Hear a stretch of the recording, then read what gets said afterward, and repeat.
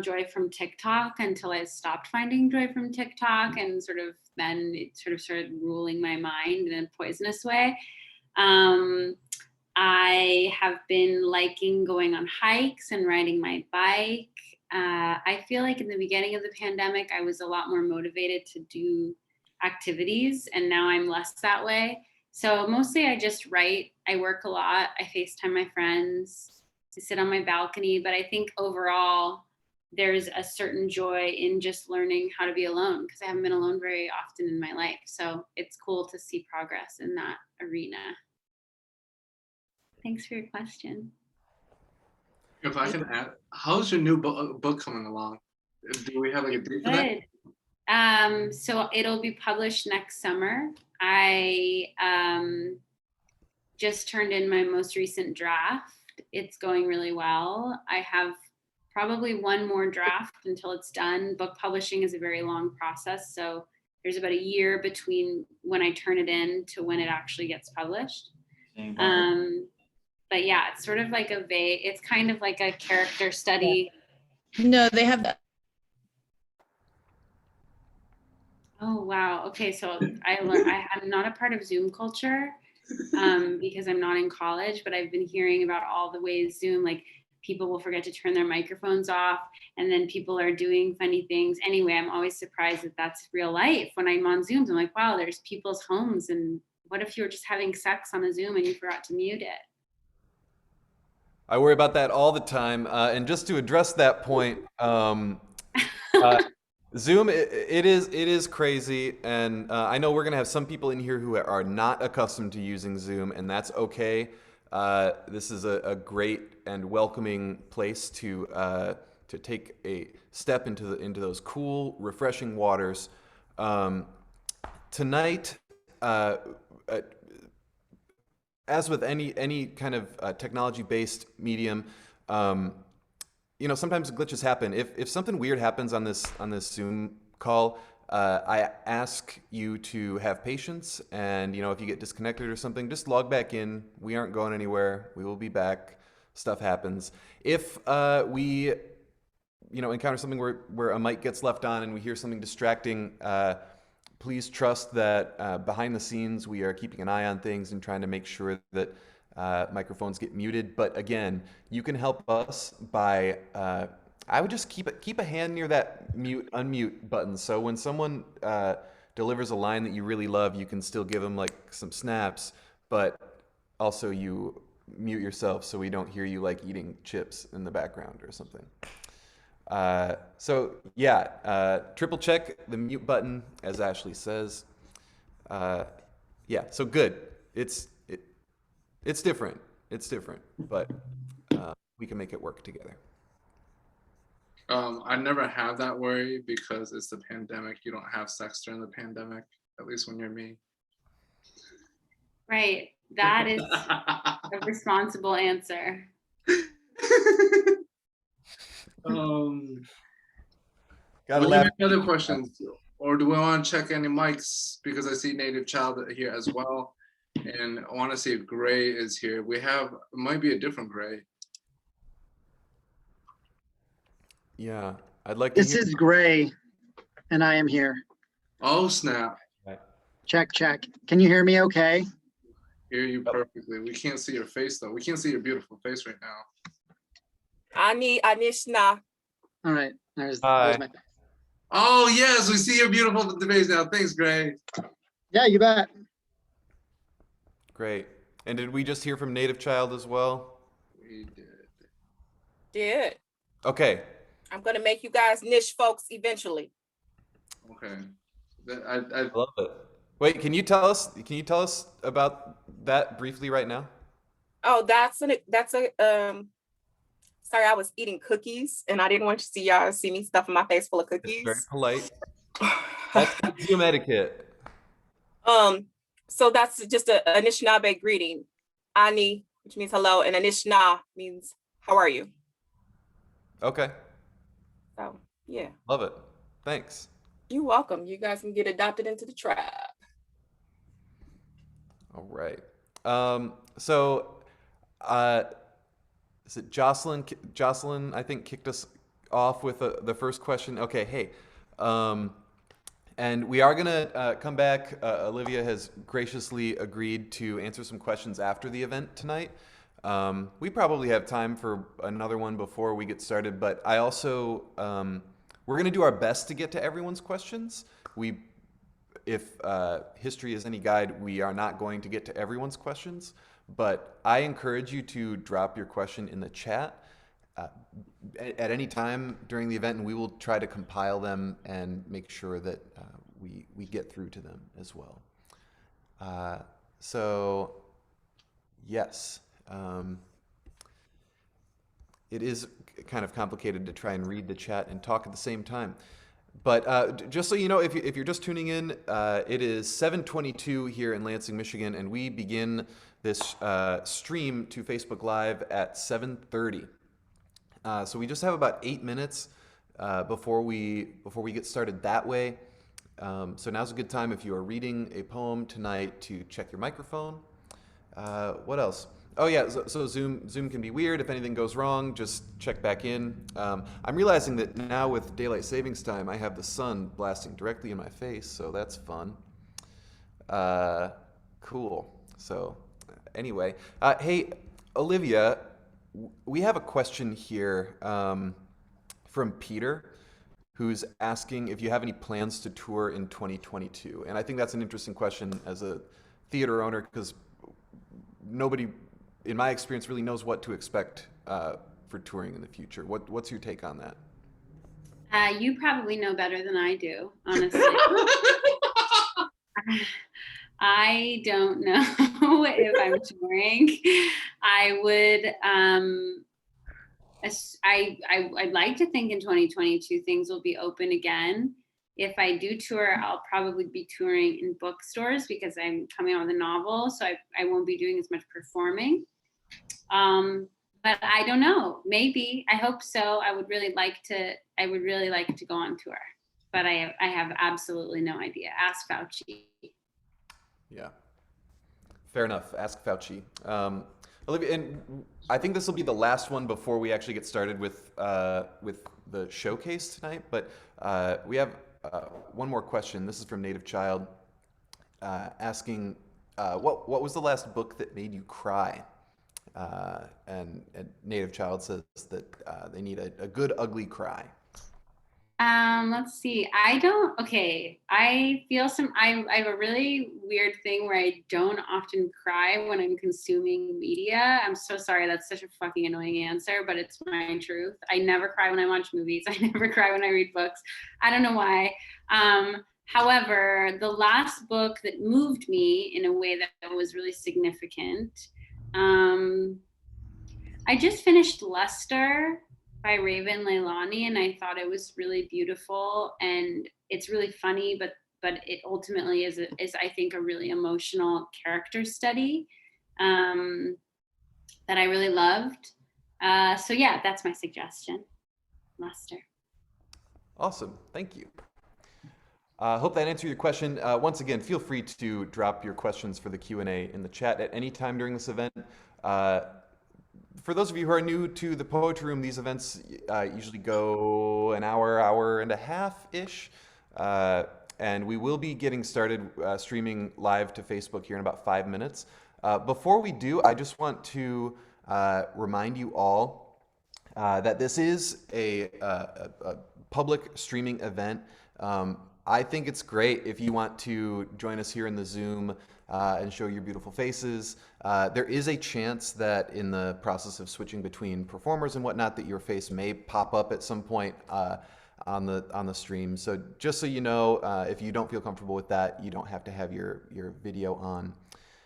Tonight's event is in part a fundraiser for a wonderful local organization here in Lansing, Michigan, a vital community organization called Allen Neighborhood Center. And we're going to hear a little bit more about what they do here tonight. But before we go live, I just want to check. I know we have at least one more person to get a mic check on. Julia, can we check and make sure that your microphone is on and working? Hello. Hey, sounds great. Like your hat. Cool. So Yes. Yeah, we have some other good questions coming in, but if we have any other performers who haven't tested a microphone, we can do that now.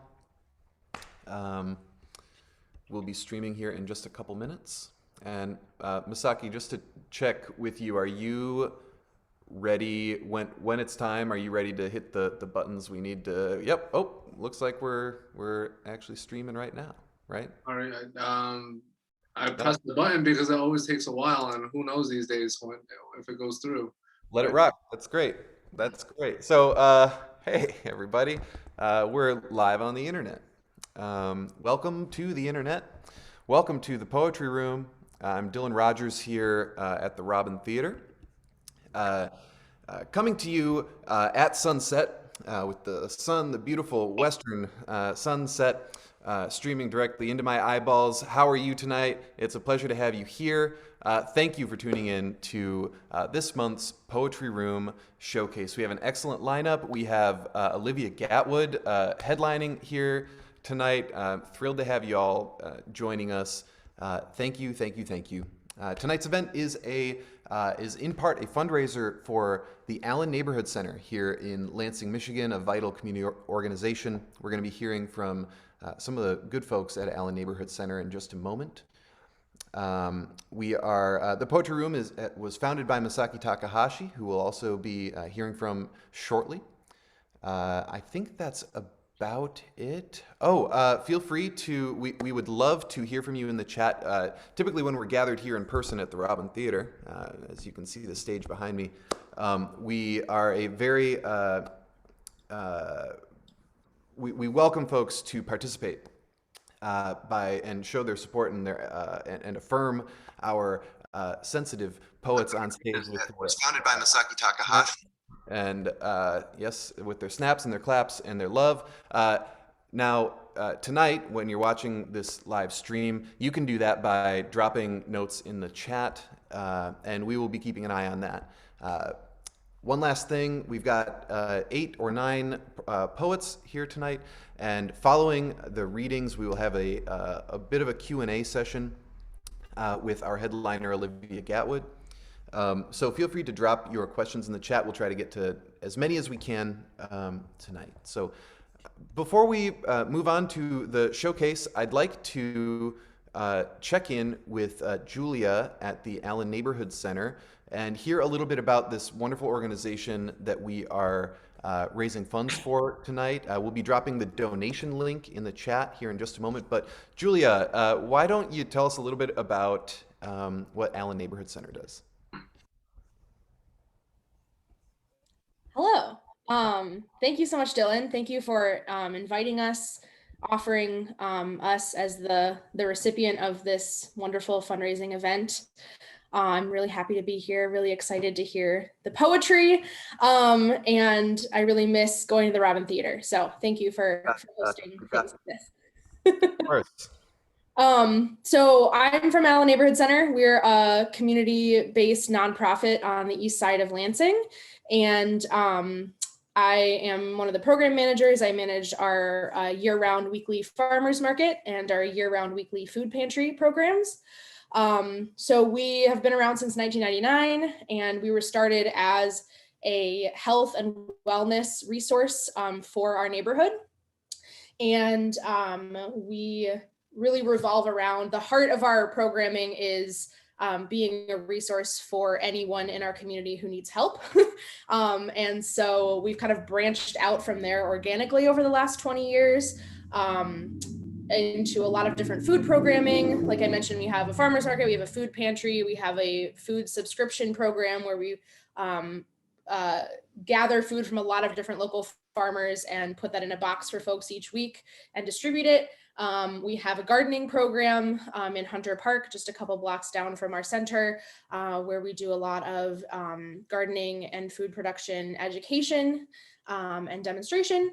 And then our office is open for folks to walk in, call in, and get referrals and information and resources that they might need. We sign people up for health insurance and do all kinds of different things that try to get people move people towards their healthiest and best self. I'm missing things. Oh, we also have a business incubator program, an incubator kitchen program, where small food businesses can come and rent the kitchen hourly, and it kind of lowers barriers for folks to enter into that type of business. We're currently undergoing huge renovations and a big development project. We're branching into housing, opening up some apartments in our complex, and renovating all of the retail spaces in our complex. So we're going to be bringing in some new businesses and things opening up. So we're really excited about that. And yeah, we really appreciate, we are really funded by the community and by grants and by any type of funding we can get. And all of that funding goes directly into our programming in order to benefit the people that we serve with our various programs. Whether it's, our most vulnerable neighbors or small business owners or farmers or, all the different people that we're working with. So we really appreciate it, and we appreciate the support. Thank you very much. Yeah, thank you, Julia. So yeah, Allen Neighborhood Center, really excited to partner with them for this event. As you just heard, they do a lot for our community. They're one of these, you probably have a spot kind of like the Allen Neighborhood Center that in your neighborhood that is beloved and vital and necessary. And tonight we're very excited to be helping continue to build and grow this awesome community resource. So thank you, Julia, for checking in. And it is my distinct pleasure to commence with the poetry. It's my pleasure to welcome Masaki Takahashi, founder of the Poetry Room. What the fuck is up, people? Thank you so much, Dylan. Let's get this shit started. We have a great lineup tonight. But before we start, I do want to address something. I think the whole thing with I made a call this morning because I really wanted to have a Black poet on here if they felt something about the killing of Dante, right? And I thought it was best for me to shut the fuck up. And people who know me know it's hard for me to shut the fuck up, but I can't speak on this. So I made a call, and we're really blessed to have this needed voice right now, and we have Native Child Brown, who's going to start off this event for us. So thank you for that, and can we have Native Child Brown? Thank you. Trigger warning. So this piece is called Mary Turner.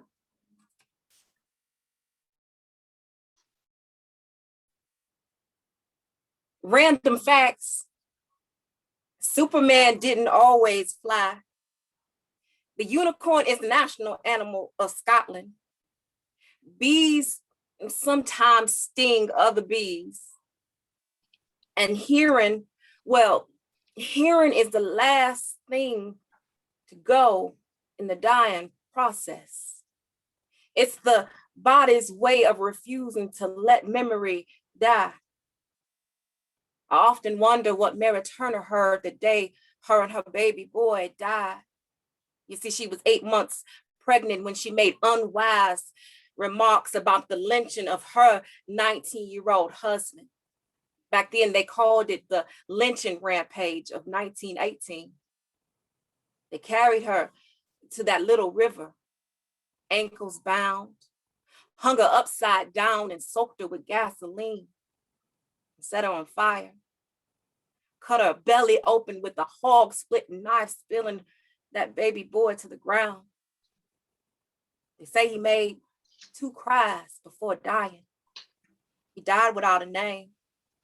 But my granny always said, not all gods have names, but demons do. And they come dressed like white angels to pray Black folks away. I wonder what strange sounds that baby boy had heard that day he died. Screams from the mob, the crackling of fire, flesh unraveling from bone, his mother begging for his life to be spared. But don't all crucifixions begin with blood and a mother named Mary? They say death sounds like quiet chaos in the air. The souls of the dead occupy that space between a whisper and a scream, refusing to let memory die. They say if you listen close enough, you can hear the chaos in the air and the sounds of Black women still refusing to let memory die. Random fact, hashtags didn't begin on social media. Hashtag Breonna Taylor. Hashtag say her name. Hashtag, but don't all lives matter? Thank you. Woo! That's how we get this shit started. Thank you very much, Native Child Brown. Thank you. And if after the performers, if you want to share like how people could reach out to you, I would appreciate that. Just so they could. If you don't want people to reach out to you, you don't have to share that as well. I'm on Facebook and Instagram, Native Child Brown. Thank you very much. Holla. Native Child Brown is been on. Dylan and I spoke about how we're trying not to have repeats, but Native Child Brown, this is actually the official third time because she's such an important part to so many communities and such a great and wonderful poet. We had to have her on, so thank you for that. And I'm a believer in what you said about like the gods don't have names, and some people, it's an interesting thing that you said that. Such beauty. Not even the Greek god Ares could imagine this radiation seen in this chromatic world. Semi-precious stones, crushed, made magic, witnessed for the first time about 6,000 years ago. The royals obsessed and indulged over this shade, an obsessed fixation they had to have. This new perception, giving color a new meaning, because blue had never been seen until it was finally given a name. 8 people killed, 6 Asian women died. Through the massacre, you hear only his name, Robert Aaron Long. He becomes real and now exists in my life. They give a reason why he did it, named it sex addiction, the devil's lasso, kidnapped by blue light pornography, handcuffed to the computer mouse, lotions and ripped up boxes of tissues. They made it seem like a boy who needed rescue, trying to end the pulse in his compulsion. American news media hung the truth out, asphyxiated on what they air, brushing death away, painted a portrait, humanized the horror, hiding the horns for heaven's sake. They will say he was tempted by the mystical Asian women at the massage parlor, the dragon ladies with the slanted pussies, giggling behind a fan, so exotic and tantalizing, skeet shooting at porcelain skin china dolls, wine, women, and song stuck in the head like a bullet, a playlist on repeat. The sheriff will name it a really bad day. Symptoms of someone fed up and kind of at the end of his rope. They will talk about the knot stuck in his chest, but deny the twisted mind. They will tell you the story of the church, the pressures from God to wash away sins and blame woman's beauty because someone that looked like my mother, my cousins, could not allow for life of purity or reverence in this country, but only drowned you with dirty thoughts, life of the damned. What will God do with the uncollected bodies? Where are those stories? Tell me about the country the victims left, the exchange rate of childhood friends for chances and opportunity, the dreams still left on the pillow from the morning before the victims got slaughtered, the pinched pennies that clogged the wishing well, the cost of giving the next generation a college education, the family who wait for a phone call 14 hours away. It's a void you can't avoid when you tell the families the news of how they no longer exist here without a name. It's like they never did. Rather, they will name it white supremacy, racism, and gun laws dressed in camouflage, make a meme and strike out your race, set Asian elders on fire, gaslight your experience as an Asian American and wonder why you explode. They will brand you as a model, create a target on your back, say you align with whiteness. They will say you have privileges other minority groups don't. Because of this, they still deny the reason why the victims are dead. They name it Asian. They will name the massage parlor, but I wonder why nobody ever said their name. Soon Chung Park, Shell Jae Tang, Soon Cha Kim, Yong Ye, Hyun Jung Grant, Do Yo Fung? Was it because it was too hard to pronounce death? Did it ever sit in your mouth and make your stomach feel guilty? Sometimes I wonder if the shootings even happened, if they won't name it an anti-Asian hate crime, because they just don't see color. American news media will always reflect and scatter all visible wavelengths of light. That is how you make all things white. But if you want to ask me how I feel about the Atlanta spa shooting, I've turned into stone, crushed. I perceive my life semi-precious. To let go, I need to grieve. So I just need you to say the names so I can feel blue. Party people in the house, we got a fucking show today. This is what we do at the Poetry Room. Nothing here is vanilla. When you hear something that you like, you can scream out rewind. Do not do that during Olivia's set, because last time I saw Olivia, she was like, nah, fuck that shit. So you're gonna be, you can't do that shit. You can't do the rewind shit with her set. But everybody else, you could snap, you could cheer, just be responsible or we're gonna boot you the fuck off. Anyways, this next person, super dope. I never got to meet her, but like everybody was telling me she was like rocking the Kalamazoo Grand Rapids scene, and they're like, "Boy, you don't know her?" So let's give it up for Gabby. Hey everyone. I was like thinking about how you're like in a room with a bunch of people and you like feed off their energy, and that's like what gets you through the adrenaline of feeling really nervous, and now you're all trapped in the screen, and I wish we could all feel that energy together, but we can't. So I'm really excited to be here.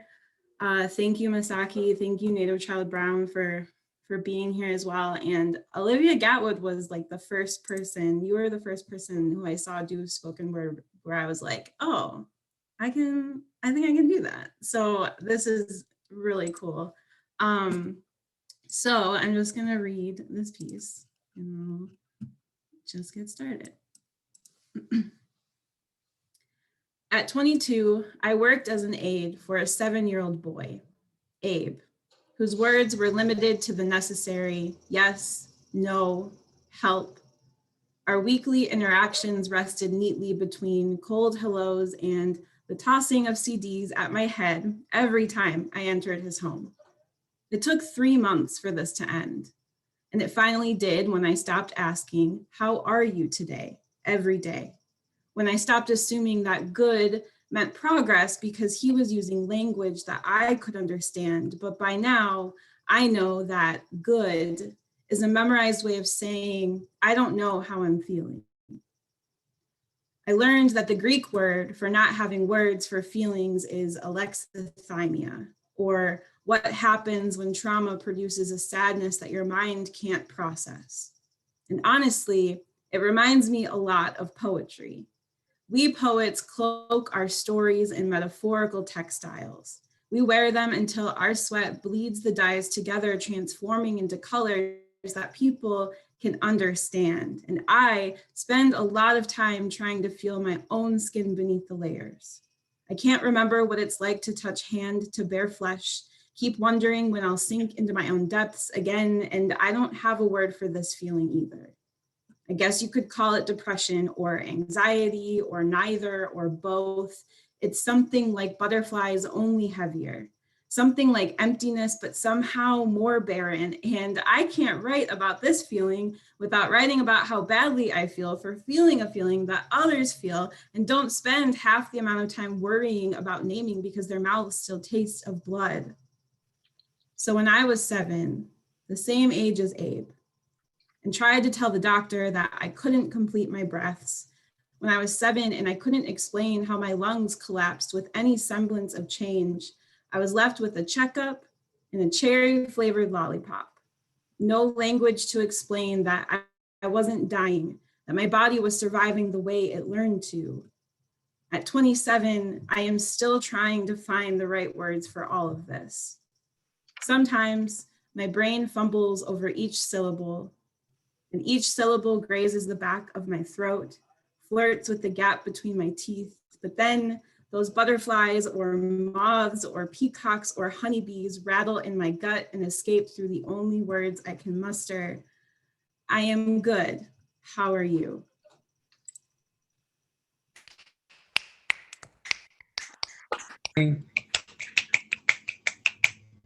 Yes. Are we just doing one with Gabby? There's not another one? I just want to make sure. No, just Thank one. you so much, Gabby. Please share how people can contact you. And you can see Gabby's button feature as well. It's super dope. Coming up next, we have somebody who is an educator, one of the students' favorite educators, actually. That's what I've heard. Let's give it up for Chad Sanders. Masaki said that there's no plain vanilla at the poetry room. I'm gonna prove him wrong. Here we go. Okay, so I'm gonna need you guys' help, okay? This poem, I'm asking for audience interaction, which is a strange thing to do on Zoom, so we're gonna try it. Here's the question that I'm gonna ask you to respond to. You'll know when it comes time. The people who are in the Zoom, I'm asking you guys at that time to unmute and shout out your answers. Just make a mess of it. Just shout all over each other. We might even not even be able to understand what you're saying. The messier, the better. If you're on Facebook watching this, I want you to type your answer in the chat right now because there's a delay. So get your chat answers in there. And we've got people who are gonna read your answers at the same time. And the question that I wanna know the answer to is, what are you most looking forward to when we can get out of these Zoom boxes, when we can get out of our houses, when we can take off our masks and get back to what life is used to be? If we can remember, what are you gonna do? What is that one thing or 10 things? List them all, okay? But don't let this flop, like they say on TikTok. When it's time, We're shouting get it out there, get out there and just blast it, okay? Here we go. 50% capacity, 50% of me. You know those hugs where you do the standard 3 count and you start to disengage, but they've still got you in a vice? So you tighten back up and you keep the hug going because otherwise the energy is one-sided and strange, like a Zoom poetry room. And you start to panic that maybe they'll never let go. And then what?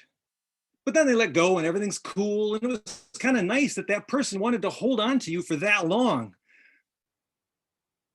And that's kind of all hugs now.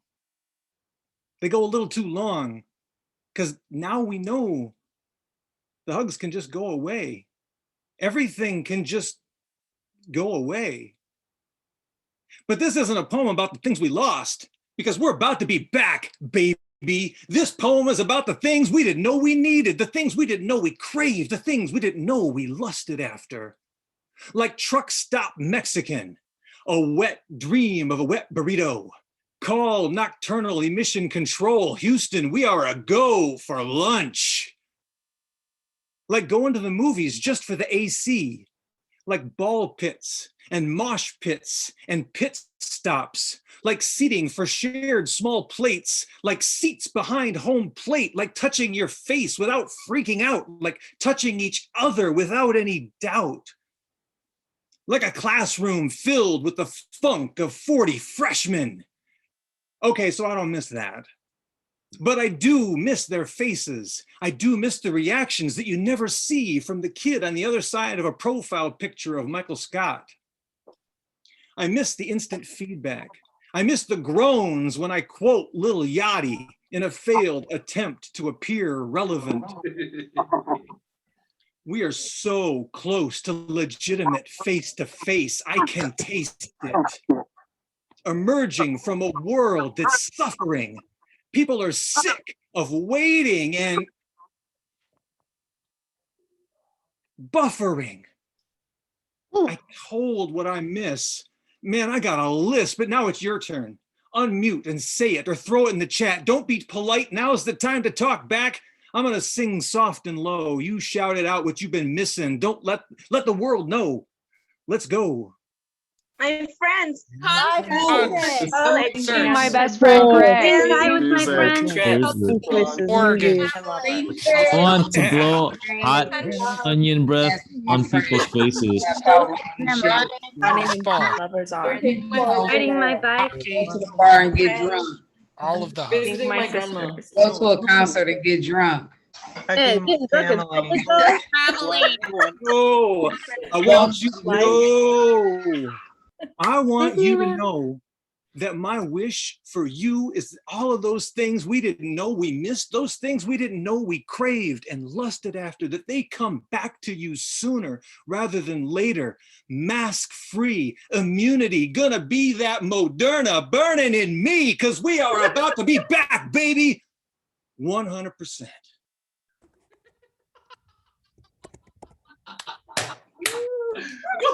Yes. Yes, yes. Thank you. Amazing, Chad. That did not flop, my friend. It did not. I think you guys, thank you to everybody. That was great. I almost started crying and didn't want to, I couldn't finish. It was great. That was exactly what I hoped it would be. Thank you, everybody. All right. There's no audience participation in this one. This one is called, How Far Can You Stretch a Metaphor Before It Breaks?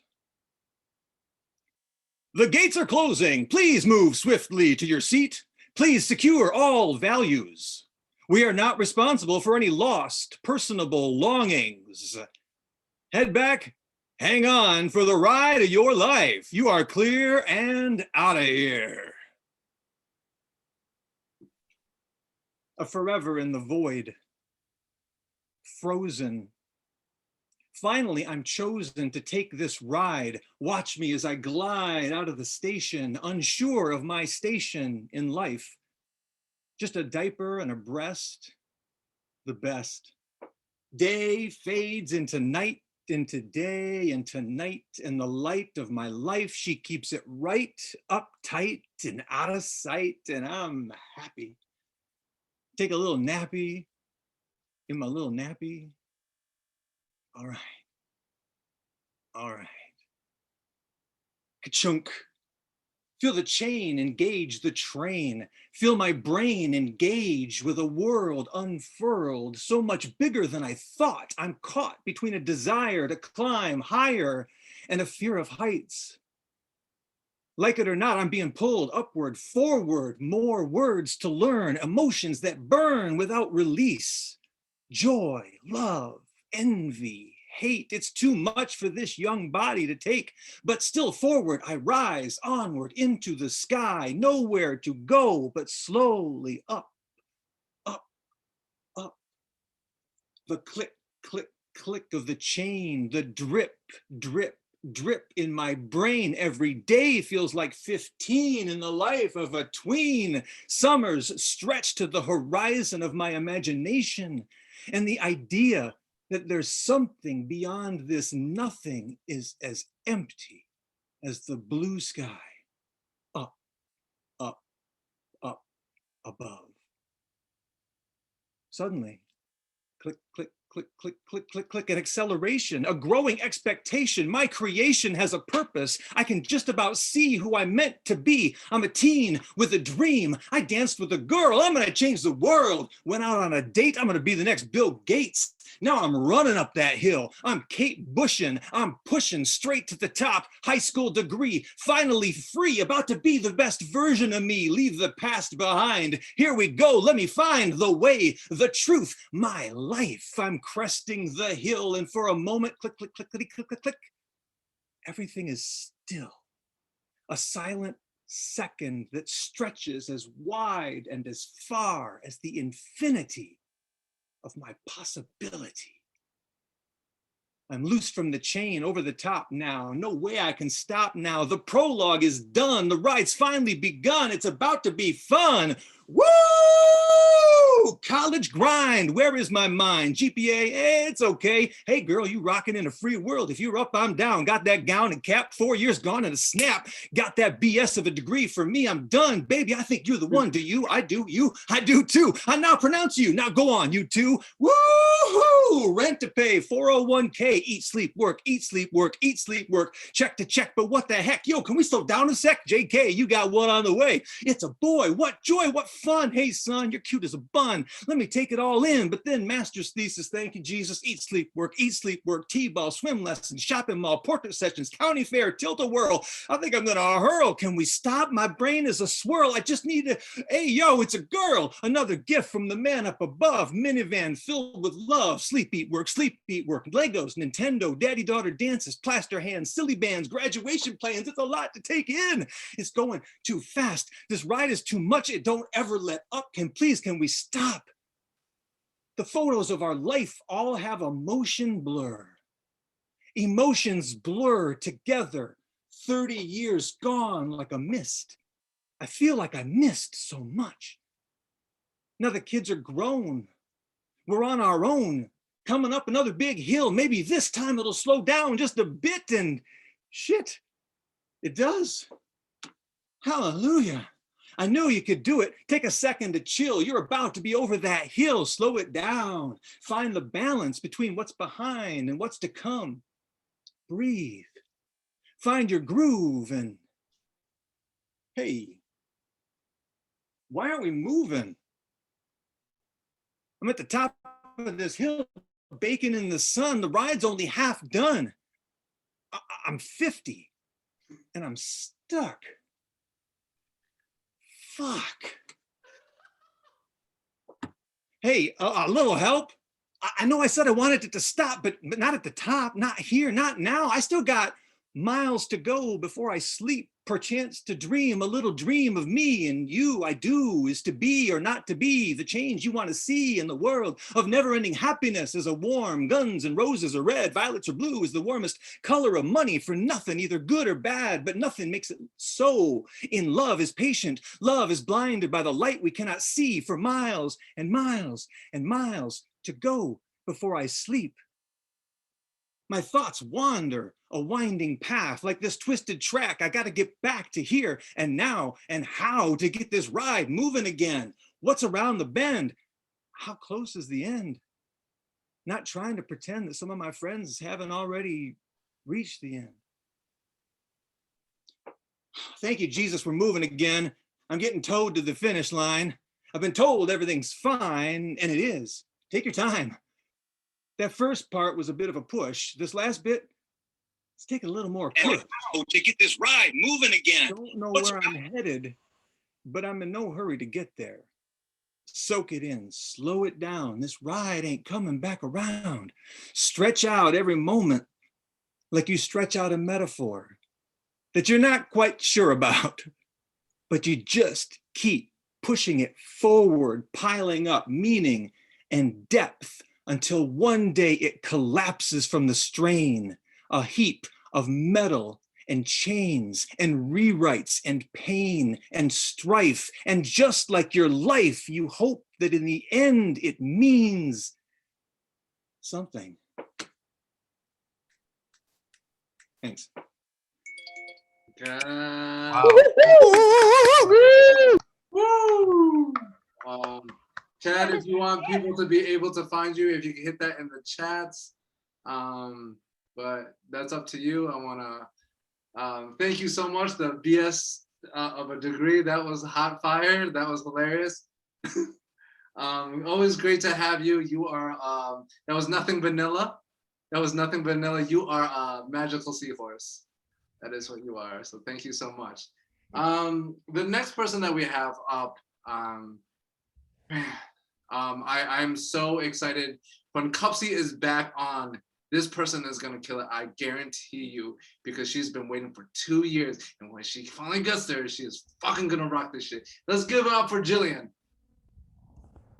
Hey everybody, thank you Masaki. I am very ready for that. Also, thanks to Olivia for being here.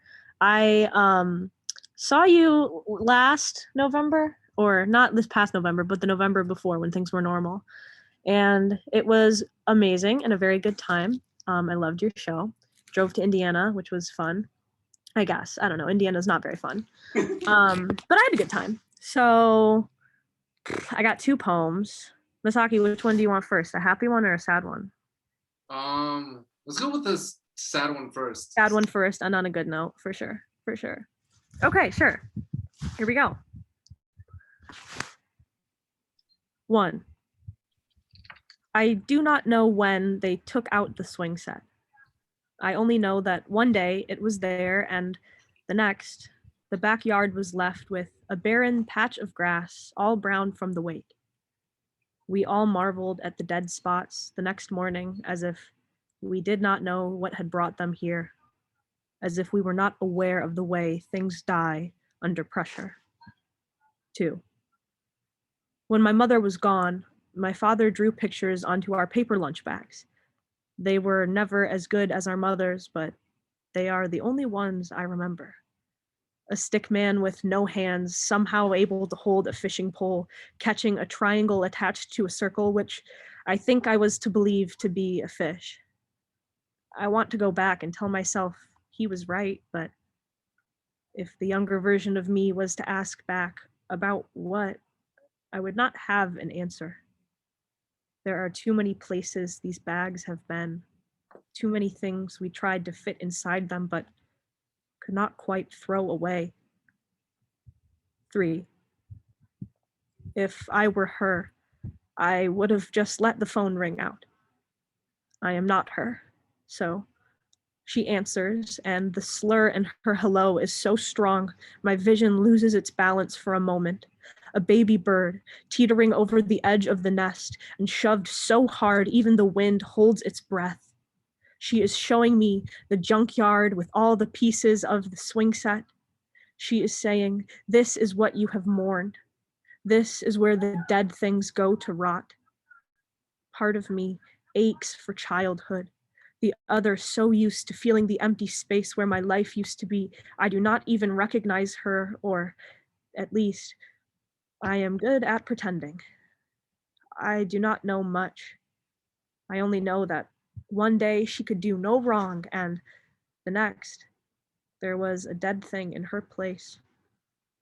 As I lose her voice in the static of the phone call, I look down, and when I see nothing but brown in place of where my hands used to be, I scream so loudly, you would almost mistake my throat for the metal screech of a swing set, swinging back and forth until everything collapses. So that's the first one. Thank you, everyone. We got a second one, and it's all happy. Ugh, you know, when you're not writing sad things anymore, and you're like, all right, I guess, whatever. So here's a happy one. Sure. The memory of a hummingbird allows it to recall any flower it has ever been to. And so maybe I'll call my arms wings and the crook of your neck the inside of a flower. I am always coming back around to you. Or maybe we should call you the hummingbird and me the flower. I want you to drink everything and come back for more. Remember what this tastes like. I hope it's as sweet as nectar. Maybe even call me only the passerby, the bird watcher, because I have never met someone I have wanted to stay so quiet to listen to. If I stay this still, maybe you'll touch me a little bit longer. Maybe I'll hear your wings beat my name. This moment will never end. It'll give me enough time to melt myself down and smooth myself out to make me the perfect skipping stone for the calm of your waters. Call us the 89th skip, the one no one has seen before. Let's break only records, never promises, never windows, unless I am throwing pebbles at yours and waking you up just to fall asleep again in your bed and just to kiss you and feel my stomach fall and fall, but never hit the ground. You are an endless sky, an open road after years of traffic, the smell of fresh air after decades of smoke. I heard a story once of a woman whose smoke detector had been going off for so long she did not even recognize it as noise anymore. When someone changed the batteries, finally, she cried at the relief, the forgotten sound of silence. I lay against your chest and all the alarms turn off. The aching finally stops. The blaring is replaced by your heartbeat, low, calm, consistent, and I know there is more to life than a lungful of fumes. There is so much more to a house than the ways we can burn it down. With you, everything is still. With you, I can hear the wings of a hummingbird beating in your chest, the skipping of a stone coming home, home, home, hearing skip, skip, skip, and so I skip locking the door tonight. I open an entire pack of batteries and use them to power the sun just to watch it set over and over so I can see what you look like when you blush painted across the sky. When it finally goes down, I open all my windows. I invite the stars to flood their light into my sheets, to dance across my ceiling, to say, come here, and I want you to come climb in bed beside me. I want to memorize your imprint in my mattress like any good hummingbird would, and I want to be good to you. So I start by giving you my smooth heart, just the size to skip. Throw me as far as you can. Let me come home to you, to all your stillness. Tell me how it could be better than this. And when neither of us have an answer to that question, we can listen to our hummingbird hearts meet each other at the same flowers again and again, and drink the sweetness until we are so full of it, so lazily content, we fall asleep in a frozen moment and call it forever. It is for her. Oh! So beautiful. We love to see it. Oh, you want to say hi? Does your partner want to say hi? Yeah, this is my hello. This is my girlfriend Ryan. Oh, we're hanging out. Goodness. What do you say about that? What do you? Oh, I love that poem. I think you wrote that for me like just in bed one night. Yeah, I wrote it for you. We were in Columbus, Ohio. I was visiting my sister and I was like, I want to write you a poem, but I don't know what to write. And we'd been talking for like a month. And then I freaked out. And then I was like, I know what I'm going to write. Nobody talked to me for like a minute. And so I wrote about hummingbirds because you're a big hummingbird guy. Hummingbird. So. Oh my God. Big fan. The Well, alarm, thank you. The alarm, when you said like, the alarms all went quiet. Oh yeah, that's like a true story. Like this lady, one of my friends went to help people in Flint, and her smoke alarm had been going off for so long she didn't know it was going off. And then she was like, you know, your smoke alarm's going off. And then she turned it off for her and she like started crying because it was such a big moment of relief, which I thought was really great and also terrible, but great. Oh my goodness, that's gotta be one of the greatest love poems of all time. Thank you. You're gonna kill that. Thank you. I can't keep contained right now, just to be honest with you. But we do a short interlude with our nonprofit. If we could have Allen Neighborhood, our representative from Allen Neighborhood, talk about why people should donate and how it helps. Yeah. Thanks, Masaki. We'll pass this over to Julia in a second. Thank you to all of our amazing poets. These events we keep upping the ante here, and I'm so impressed with all of you. Thank you so much. If we have Julia, let's just to remind you, if you're just tuning in tonight, this event throughout the pandemic, the Poetry Room has been conducting these showcases along with the nonprofit partner that we want to support in our community. And this month we're working with the Allen Neighborhood Center, a vital community organization here in Lansing. And Julia's here to tell us a little bit about what they do. And yeah, Julia. Y'all are delightful. This is such a delight. Thank you very much for having me. And thank you for donating to Allen Neighborhood Center. We really appreciate it. We are a nonprofit based here on the east side of Lansing, Michigan. And we are thrilled to be serving our community in many different ways. We've been around since 1999. We have various food programs, various health-related programs, and we have a center that's open to the community to come in and get referrals, get resources, and things that they might need. I don't know if I should go into any more detail. I did a little bit of a detailed introduction at the beginning, but we really, really appreciate the support. We basically, our programs are funded in any way that we can get funding. So we have some grants, we have some donations, we have, and we're really, really, really grateful to events like this to offer some support for our lovely neighbors in our program. So thank you very much. Thank you so much, Julia. Again, Allen Neighborhood Center is very special to me and to so many of us here in Lansing. So we wish you luck with the renovation, and we'll check in before we get out of here tonight. So thanks. Yeah, wow, just so impressed with everybody tonight. Thank you all so much. We have a couple more poets, and then we're gonna get along to our headliner for the evening. Masaki, do you want to introduce our next? I sure do.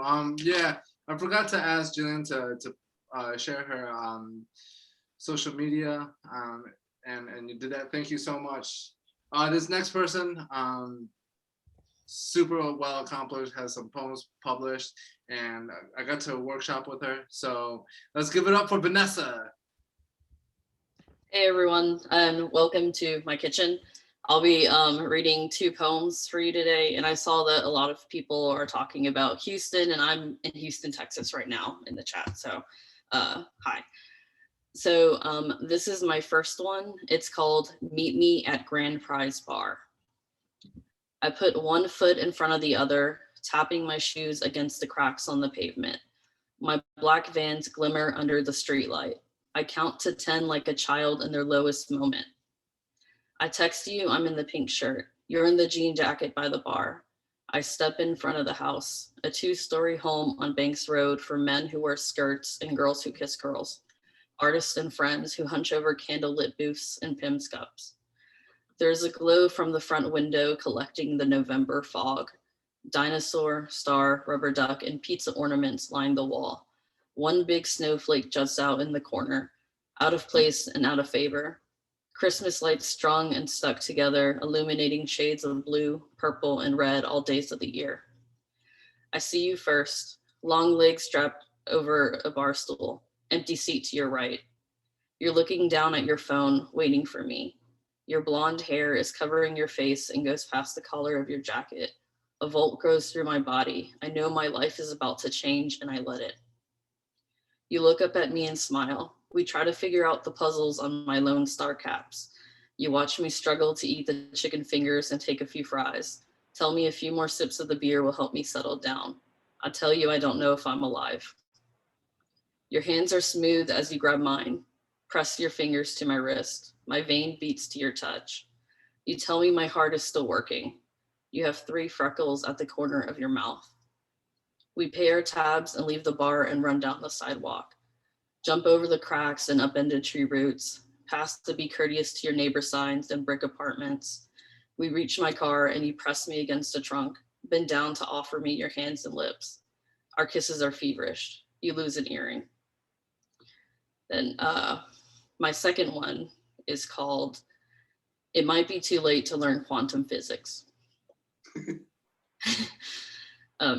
Mornings are weird and there are no time machines. Your plant is still alive on my windowsill. She's a cactus with tiger stripes, and for a little bit she was drooping. I gave her too much attention and water, so I backed away for a couple of weeks to give her space, and I waited for her to get stronger. I waited for me to get stronger too.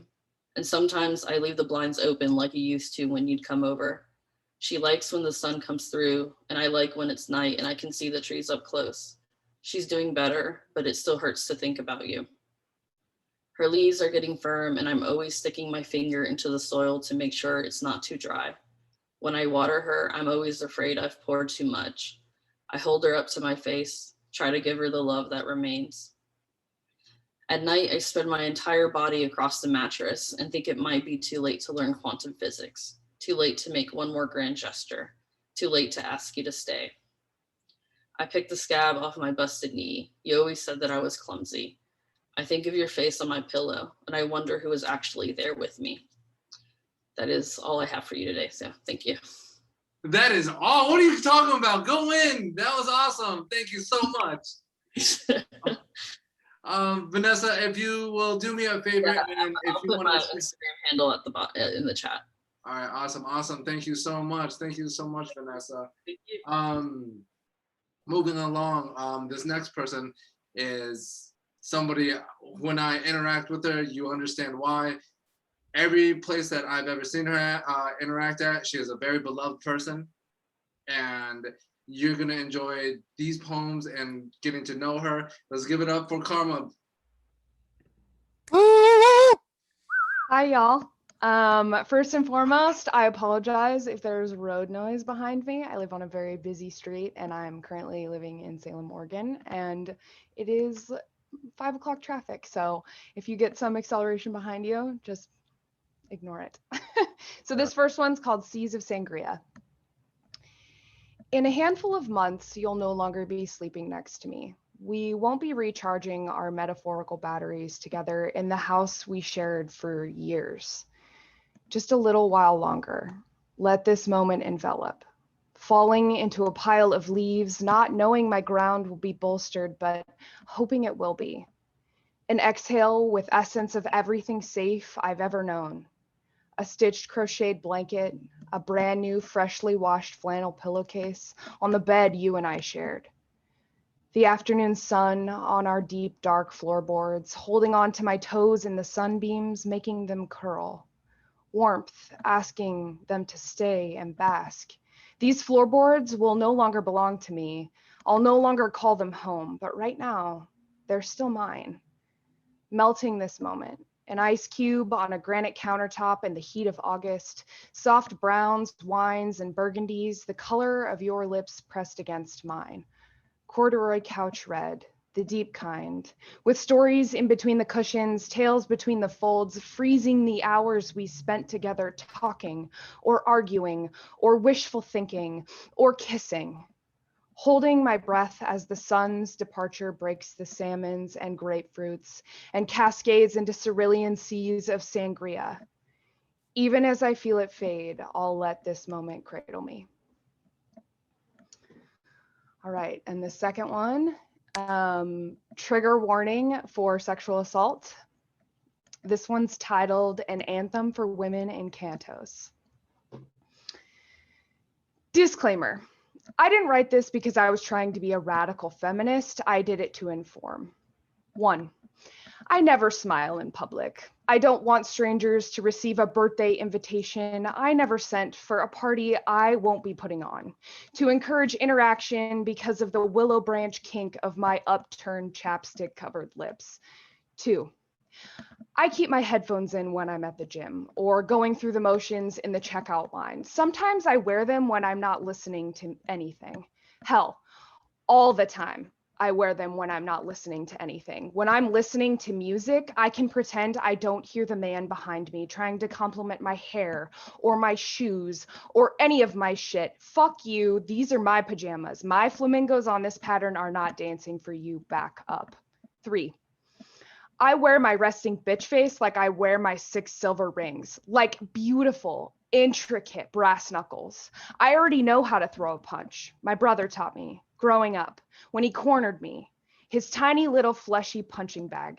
Hey, a girl's got to learn to fight back somehow.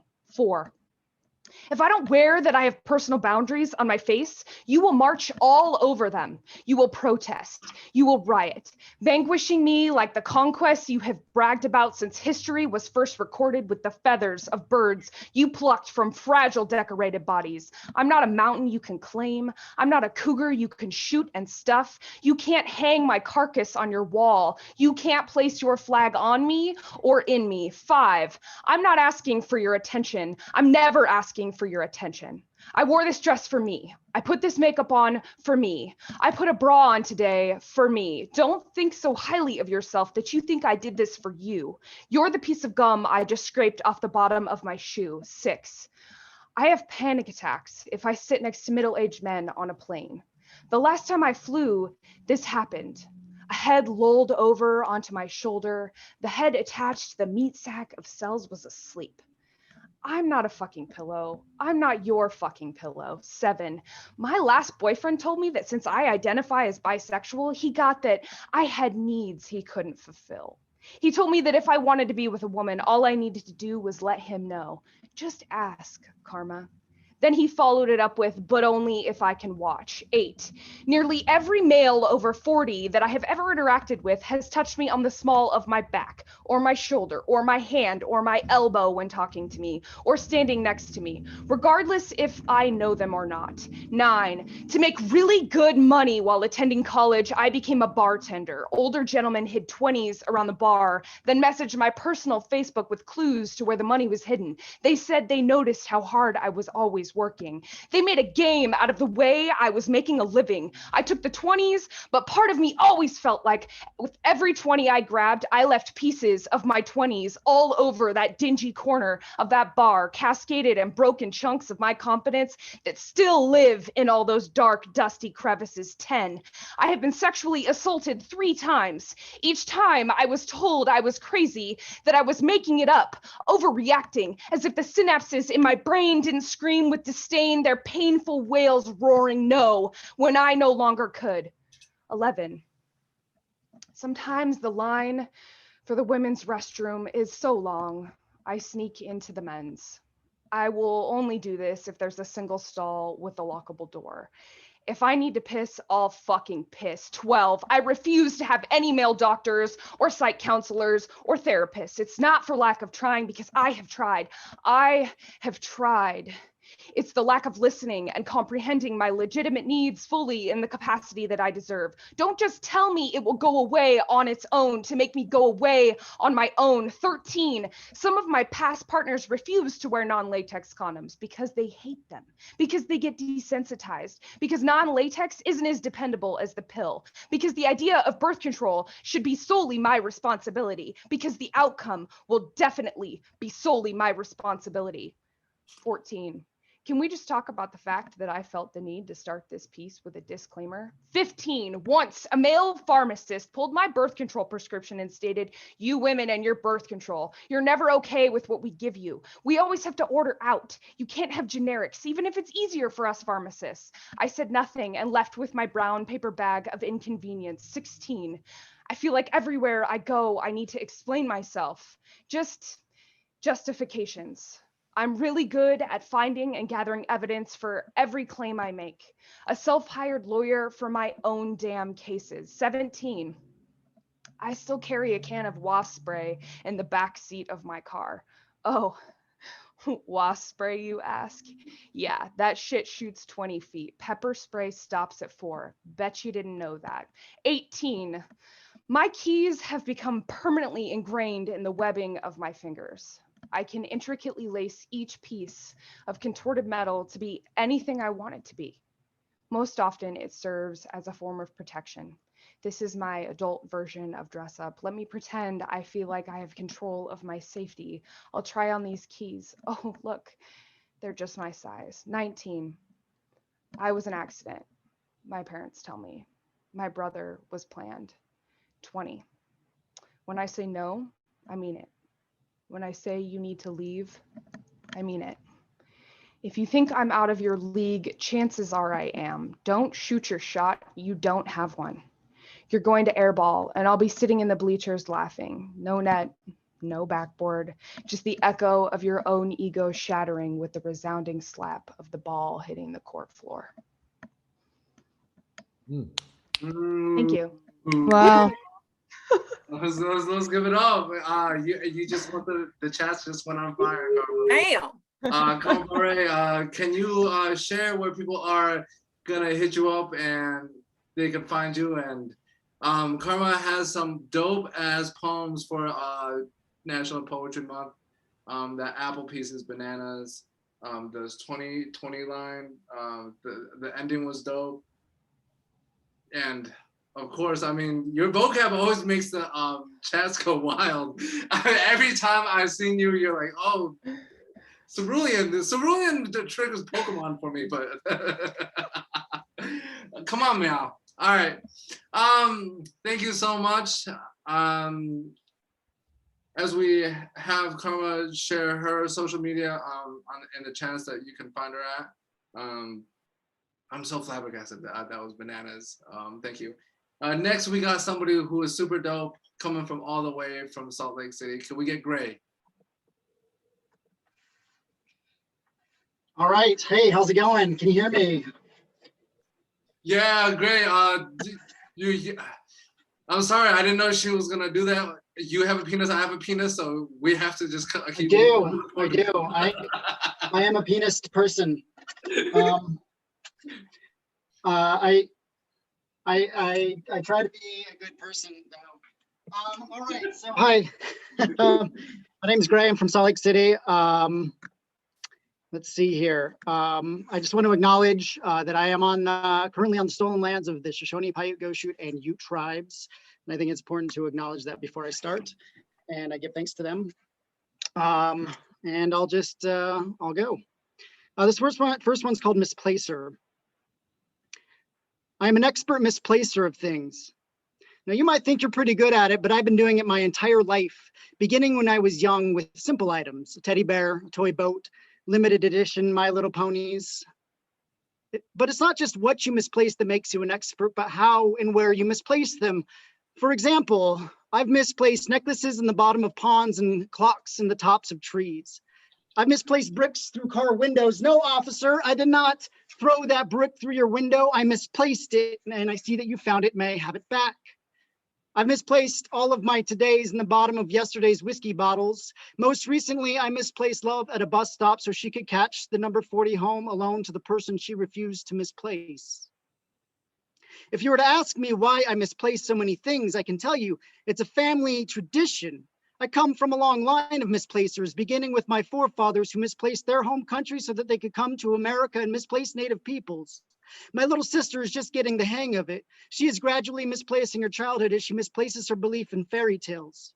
My brother misplaced God when God misplaced his knees. And now my father, he misplaces his temper, but only when he misplaces his sobriety, which is the reason why my mother misplaced all of her trust in him. My grandfather, he's the best misplacer out of everyone I know. He's misplaced wars. He's misplaced fortunes. He's currently in the process of misplacing all of his memories. Sometimes it's my name. Other times it's where he is. I've seen him misplace entire decades as he waits alone in the living room, waiting for the arrival of his long deceased wife. I find him there, and we find his grief over and over and over again. Do you think she'll be home soon? He asks me. No, Grandpa, she passed away 10 years ago. Do you think she'll be home soon? No, Grandpa, she passed away 10 years ago. Do you think she'll be home soon? And each time I tell him the news. No, Grandpa, she passed away 10 years ago. It's as though the coffin lid closed yesterday. And I watch as the breath is misplaced from his body, like a halo misplacing its angel wings and everything. But Grandpa, you have taught me well that some things are best left misplaced. So the next time you ask, do you think she'll be home soon? I'll just say, yeah, she'll be home any minute now. Woo! So this next one, I wrote a series of pieces where when you live in Salt Lake, you're surrounded by religion. I grew up as a Mormon, and so it's kind of all around me. And as well, I've attended a few AA meetings as a recovering alcoholic. And so this is, so I started to come up with my own gods and learn how to pray to them. And this is one of those. Dear God of condiments, why are you the only God in my refrigerator? Have I angered the God of actual food? My fridge is a shrine to you. Mayonnaise, salad dressing, mustard. Oh, how you gloriously and generously bestow your blessings upon me. You certainly taste better than a gun barrel. Dear God of condiments, have you ever tried making mayonnaise soup? It tastes nothing like chowder, no matter how much relish I put in. Have you ever tasted yourself, dear God of condiments? I confess there have been times when I have licked my own skin, considered how well I could spread myself. I could compliment a corned beef and rye. I could be a sauerkraut. I am told that I am part German, but I don't know which part. I like to think it's my right pinky, shorter than my left. I am also told that I'm a liar, but if I said so myself, who would believe me? Dear God of condiments, it's not that I can't afford food. It's just that sometimes when I think about leaving my apartment, I suddenly lose my appetite. I am sorry to say that I am not praying to you out of fear or admiration. At this point, I pray to you out of necessity. I am staring out my window now. My neighbors don't know that I exist. In the Bible, they said that God spoke us into existence, but I believe in a lot of gods, such as you, God of condiments, as my fridge will testify, little idols in the door defining my life. They say you are what you eat, and well, here I am. 2 bottles of ketchup, a bear of honey, a jar of salsa prostrating before you. Amen. And I'll just leave you with one more. This is just a real quick one. I like to end on these ones. It's just a 1-minute poem if I can find it here really quick. Thanks for bearing with me, and thanks for having me and putting this together. This is amazing. It's great that folks are able to continue to come to these virtually. Give me just a moment. Oh, there it is. Oh, there it is. Here we go. It's called embellishment. She's not a bartender, she's a mixologist. He's not a waiter, he is a food handling specialist. I'm not a barista, I'm a barista because that shit already sounds cool. This isn't a bar, it's a lyceum of libations. I am not drunk, I am simply more charming and clever. Not smiling at me, she's killing me with her future. We are not listening to music, it is a beat rhythm pulse conductor. These are not feet, they are hop, skip, jump, jive initiators. And right now, we will never die. Our bodies will simply become gardens. We will never be alone, our love just on delay. And when we love, we just love because there's nothing better than love. And when we leave, that will not be a sidewalk, it'll be a concrete stumble stabilizer. That will not be a bed, it will be a dream sequencer. I will not be naked, my skin will just reminisce childhood, and we are not alive, we are exploding into each moment.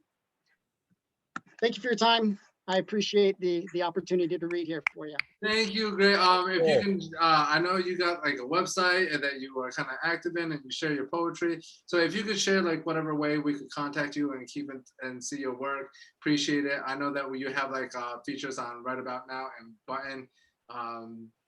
Life in Reverse is one of my favorite poems ever. That was super dope. So thank you very much. No, thank you. I really appreciate it. Thanks. Thank you so much. Right now, everybody, make some noise. We have this is one of the, Olivia, I want you to know that this is one of the best books I've ever read in my whole entire life. It made me a better person. Let's give it up for Olivia Gatwood, please.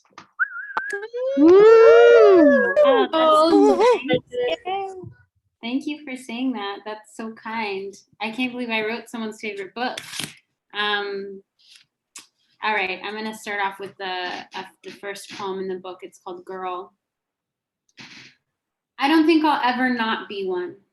Even when the dozen grays sprouting from my temple take hold and spread like a sterling fungus across my scalp.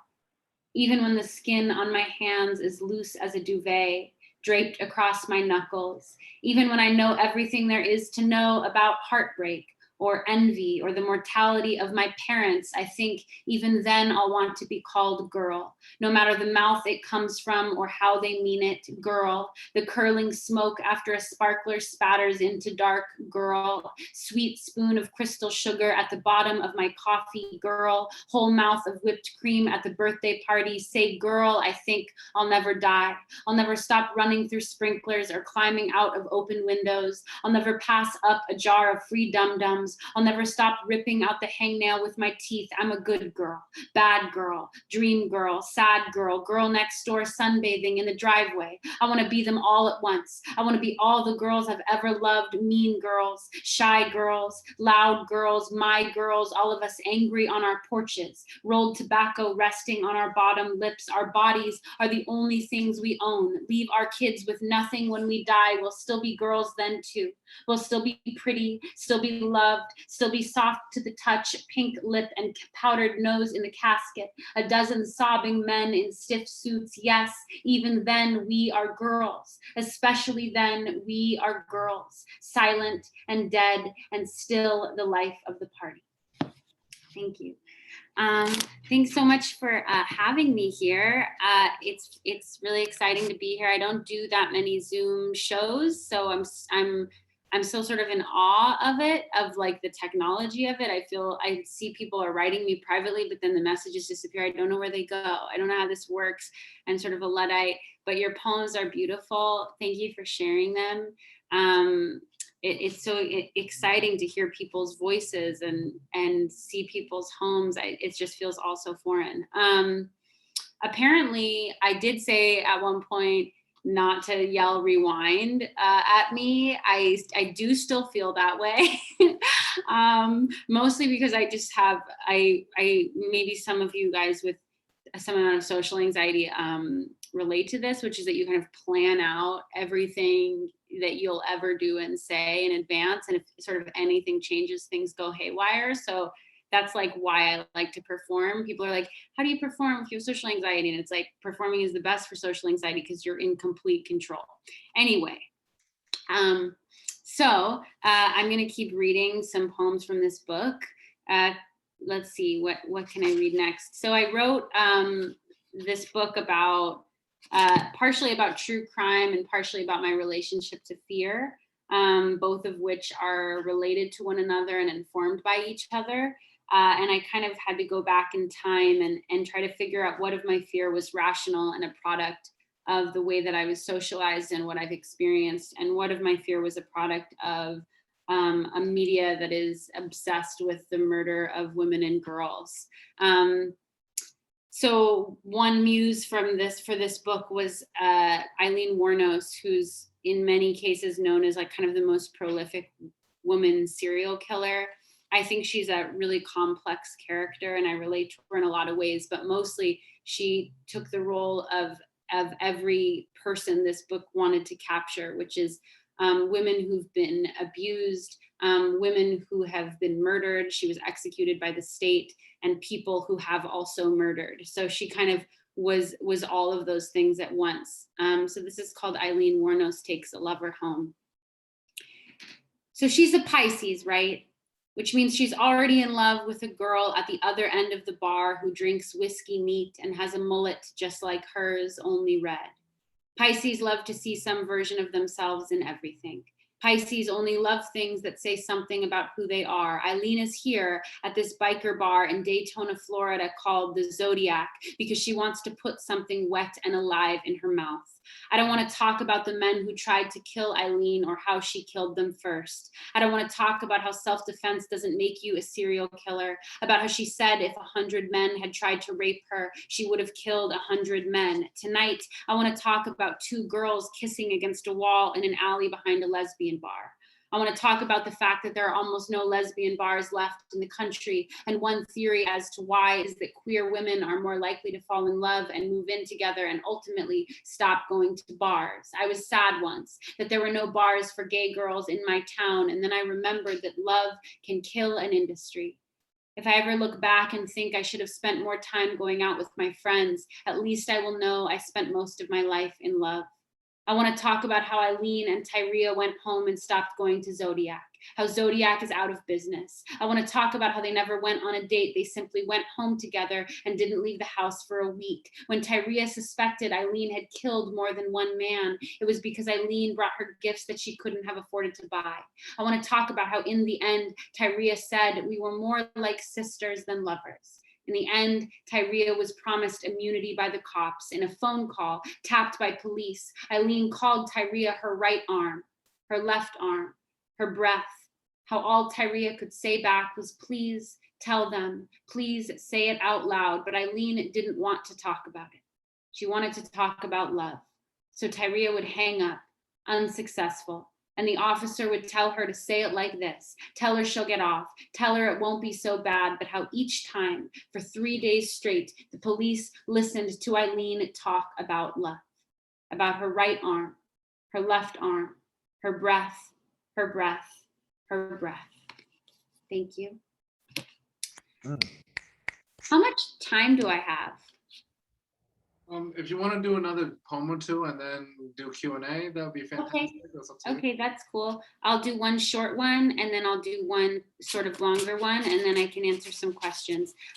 Just really quickly, I want to say, you know, I think a lot about true crime and what it means to the world. I think true crime in a lot of ways can be really healing for some people and comforting, and I do feel that. I also think true crime is a product of white supremacy and kind of the romanticization of the proof of the hierarchy around who is allowed to be grieved, who can be publicly grieved. I think true crime also turns to the police as heroes. I don't personally see the police as heroes, and so I just want to pay mind to that, given the fact that the police murdered yet another young Black man, and so, you know, in my interrogation of true crime, that's something I hold very close, and something I grapple with a lot.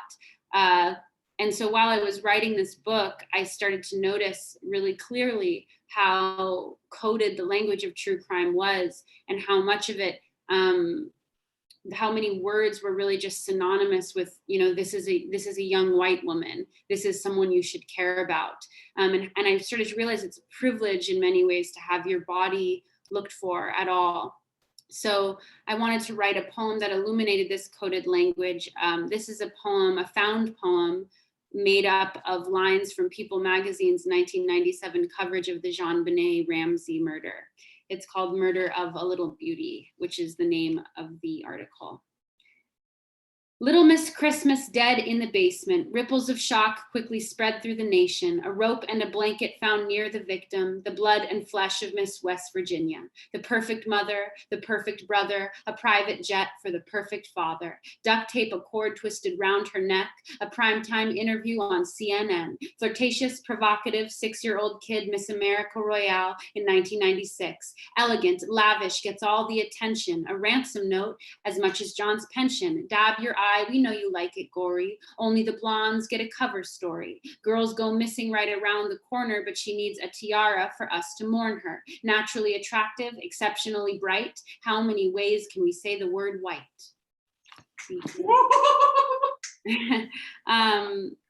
Okay, so I'm going to end with this next poem, which I should have memorized, and it has been so long since I've performed on a stage that I just don't anymore. And then I can answer your questions. This is an ode to the women on Long Island.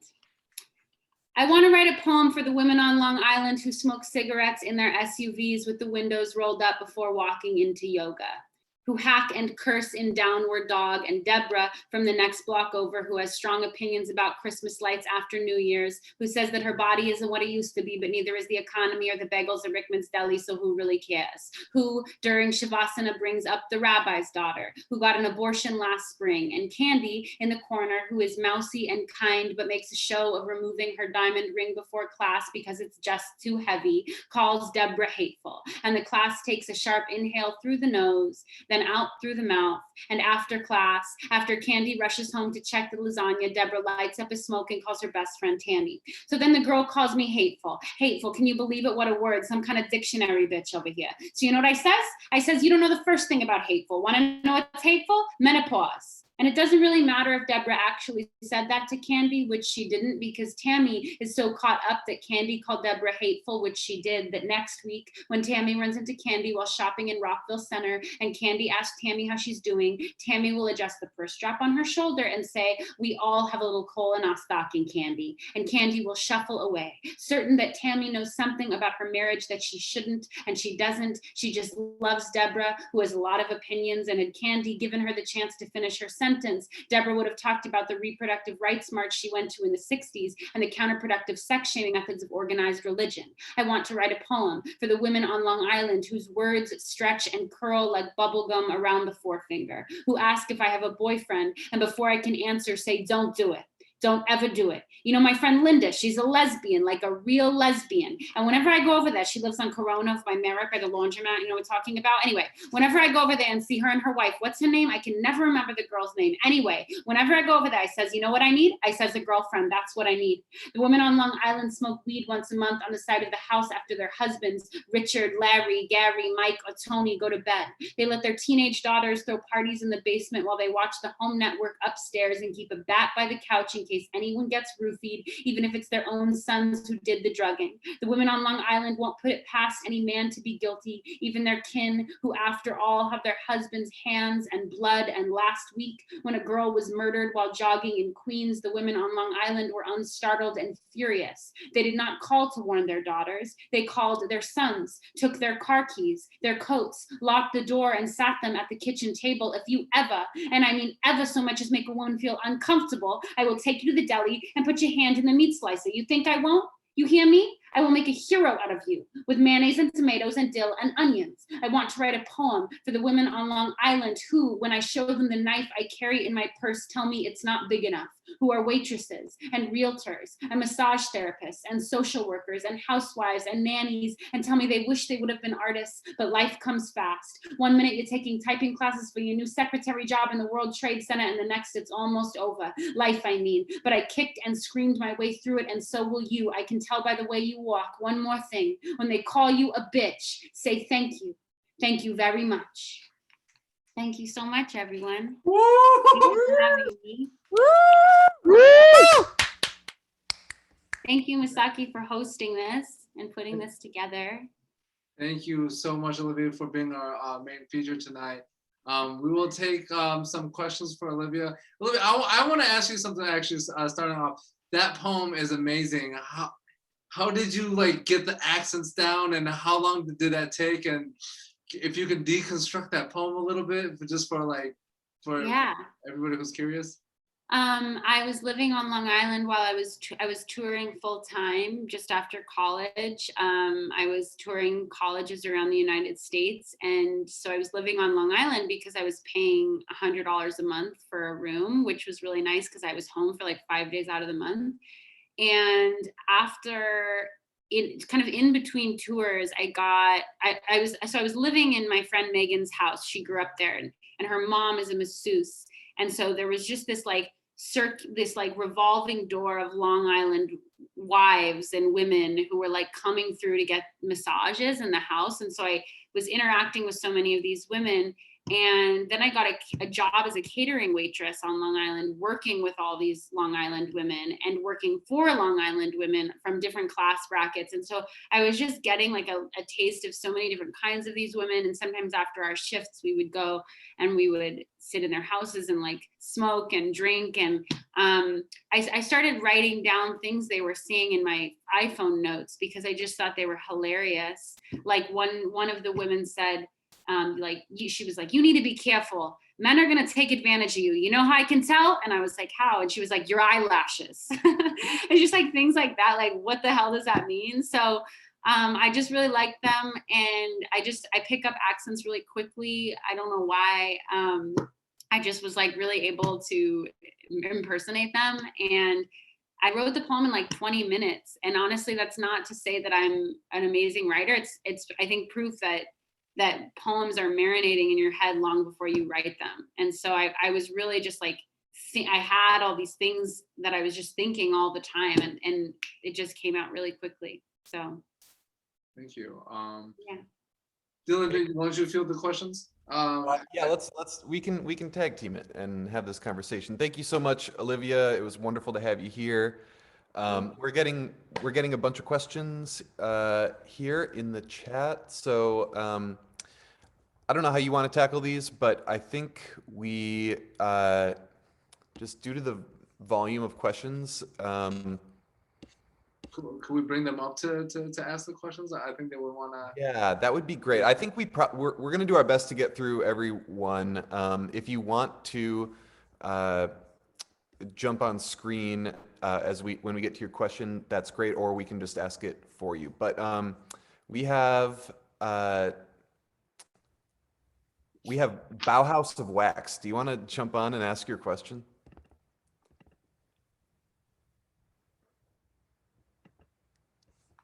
Okay, that's fine.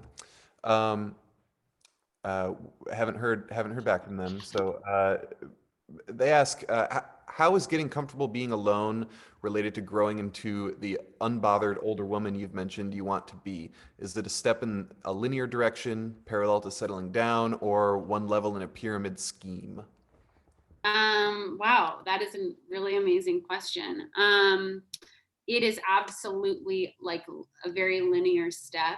I feel like learning to be alone has helped me not just get to know myself better, but I think there's this quote from Jenny Slate from her book Little Weirds that's like it's something along the lines, I'm going to butcher it, but it's something along the lines of like, the more I got to know myself, the more I realized that someone will not erase me by denying me love. And that was just something that has really started to settle in for me. I think many of the unbothered older women that I look up to are women who are ultimately very comfortable being on their own, whose spaces feel very much like a space of their own, whose homes feel like museums of their identity. And so learning to be on my own, I think, is paving the way for that. Lovely. Thank you. Hey, Jillian, would you like to ask your question? Yeah, this is super quick. Do you like reading your old poems? Or like, how do you feel about that? I do like reading my own old poems. I think it's really fun. I haven't written a poem in a long time, and even if I was, I'm in such a different place than when I wrote Life of the Party, and so it's really interesting and cool to get a snapshot into my brain back then. And there's this way that I like reading older poems in part because there's this beautiful naivete that you have. Like I wrote these poems not really thinking about who was going to read them or what or where the book was going to go. On some level you can think about that, but you never really know. And it's really beautiful to look back and be like, oh wow, I just wrote that because I meant it, not because I was because I didn't know who was watching. And that's why I like reading poems from when I was really young, is there's this like rawness to them that even if the writing isn't something I'm super proud of, but I do like reading my old poems. Sometimes it's just kind of refreshing and exciting, and reminds me that, especially on days when I'm having really bad writer's block, it's really nice to be like, oh, I have written before and I will write again. Thank you so much.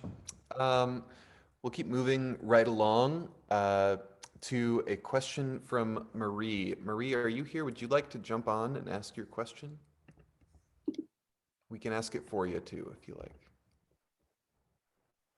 Okay, we'll ask it for you unless you want to jump on. Marie asks, well, it says, I know you don't live in Santa Cruz anymore, but is there something from that time that has stuck with you? Oh my God, yeah, the whole thing. I loved Santa Cruz. I miss it all the time.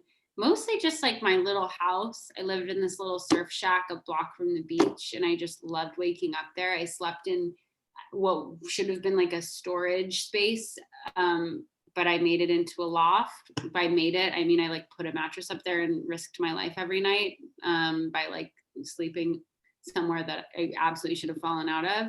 And I just, yeah, I think that time in my life was really peaceful, and I had a lot of solitude, and yeah, so that really stuck with me. And I'm writing a novel based there, so clearly it did stick with me. Great. Hey, Raquel, are you here? Raquel, would you like to ask your question?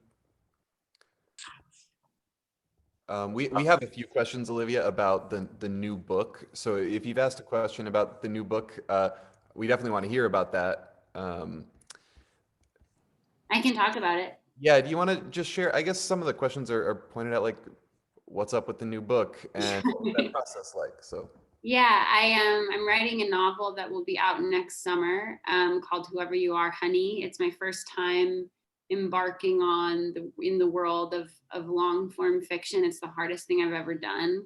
It's incredibly more difficult to me than poetry. I don't think it's more difficult as a craft. I think it's just harder for me. It's not always how my brain works. There's a lot more rules.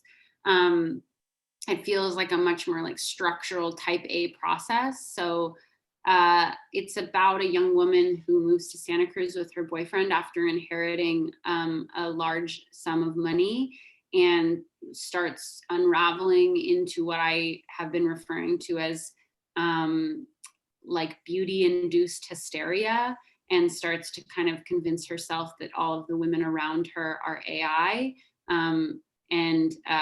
Yeah, so it's kind of about the way women interact with one another, especially queer women interact in friendships, and the oscillation between jealousy, attraction, and hatred. wow, that sounds amazing. Thank you.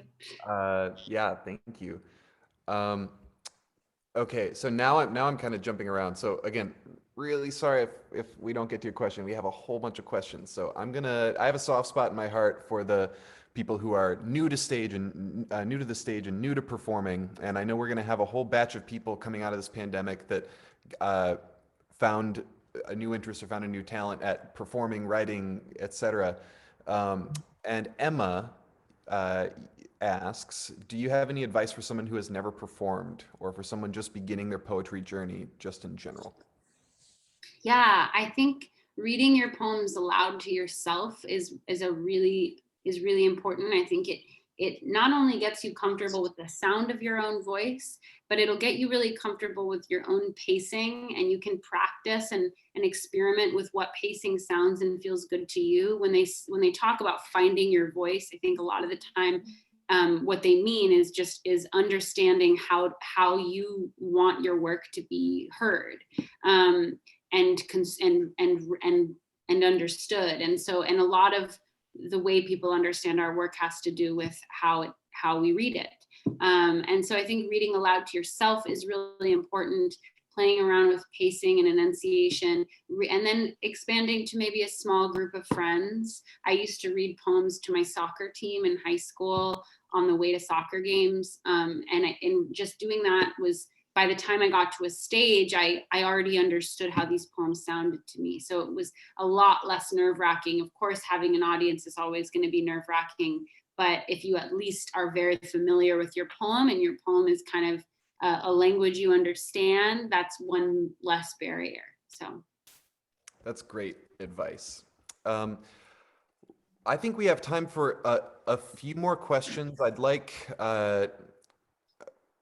okay, so Skylar, you're on deck, but we also have a question from Jocelyn. Jocelyn, would you like to ask your question?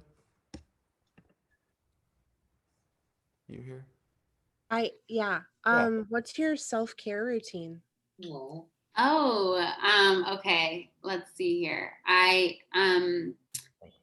Let's see, in the morning, I like to wake up with the sun, and I like to on a good morning, I'll listen to Up First, which is a 15-minute NPR podcast, and I drink hot water with lemon and ginger and honey, and I put on my most comfortable clothing and make my house very warm, and then I sit down to write. So that is like my best morning routine. Sometimes things throw it off, but on a good morning, that's what I'll do. I have a skincare routine that's fairly extensive, and I've spent many years perfecting, that I do every night. And I think generally just like checking in with myself consistently and trying my hardest not to like go into what my therapist calls pain cycles. which is just like continuing behavior that you know is bad for you. So I'm not always the best at self-care, but I think the best we can do is like be honest with ourselves about what we need and how we're feeling, and not too rigorous. And so I try to tap into that. I try not to be too hard on myself about productivity and like, you know, cleaning my, like, I don't know. I just kind of try to do things. I try to manage things in a reasonable way, and have a little bit of routine in the morning if I can. Yeah. Beautiful. Yeah, that's extra challenging during the pandemic, I'm sure. Okay, a couple more questions here. Maybe we can do like, okay, yeah. So sorry if you really wanted to jump on and ask your question in person. I think we're just going to try to do a lightning round. Is that cool? Yeah. Okay. Get through a few of these. Also, lots of comments about your plants. Yeah, thank you. You can't see them all, but here's more. I've inherited most of them, so. Lovely. Okay, so I guess by lightning round, we don't really have very many yes or no questions, but we'll try to keep these short and moving right along. So Skylar asks, you think there's a chance you and Megan Falley will do another collaboration, whether it's a book or a tour? We probably won't, but I would love. I haven't seen.